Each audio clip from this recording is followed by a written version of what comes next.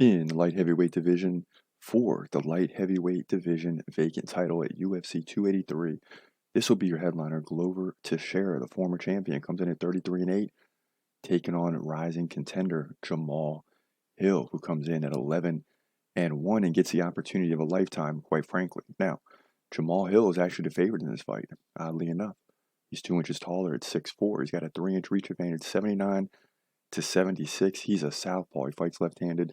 Glover Teixeira stands right-handed. Now, Jamahal Hill is much more active, 6.5 significant strikes per minute to just 3.8 for Glover Teixeira. But the difference here is that Glover Teixeira lands nearly a takedown each and every round of his UFC career, and it's been a long career. So look for that. He gets about 2.2 over 3 rounds, just shy of 1 per round. So that's going to be a big factor in this fight. Now, Glover Teixeira is coming off the loss to Yuri Prochazka, who's out for probably a year. Before that, he beat Jan Blachowicz to win the title. Thiago Santos, Anthony Smith, Nikita Krylov, and Ian Kudalaba. So he's on a major run for a while. And if I'm not mistaken, yes, 6 straight wins before the loss to Yuri Prochazka. And now that Yuri Prochazka is out for a year, he's looking to get back in the win column, get the title, and probably hold on to it for a while before he heads off into retirement. Now, sweet dreams, Jamahal Hill, 65% takedown defense. That's not going to cut it in this fight. And that's what everybody's going to be watching. If the fight stays standing, Jamahal Hill's got an excellent chance of finishing Glover Teixeira. But if the fight goes to the ground, Jamahal Hill's in deep waters. He's in trouble. Now, he also beat Thiago Santos by KO. Johnny Walker, KO. Jimmy Crute, KO. Now, we did say that he lost one fight. Who was that against? Paul Craig, who KO'd him in just under 2 minutes in the first round. Under 2 minutes in the fight. That's the big question mark, right?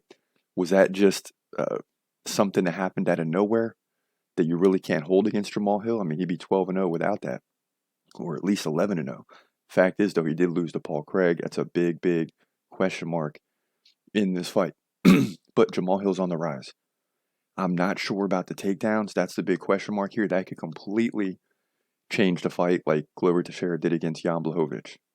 So despite, we've seen a lot where strikers get into a fight or into one of these stylistic matchups with a grappler, a guy that can take you down, and it completely wipes out any chance of the striking ability of the striker.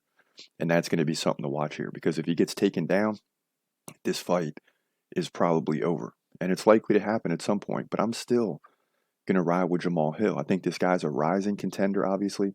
He's got the chance of a lifetime. He's going to go for it. You just got to be real careful about not being sloppy. Yeah, you want to get the knockout, but if you miss on big punches, you're going to expose yourself and get taken down. So you got to keep an eye on that, especially early in this fight. But I still like Jamahal Hill to land the big strike and drop Glover Teixeira out of nowhere, which will be something to see. And suddenly Jamahal Hill goes from the number 7 contender straight to the top, and he's a UFC light heavyweight champion. That's what I predict is going to happen. That's what I believe is going to happen. Of course, this is my opinion, but I like Jamahal Hill to win this fight and move to 12-1 and fill in the vacant spot in the light heavyweight division and become the new champion here at UFC 283.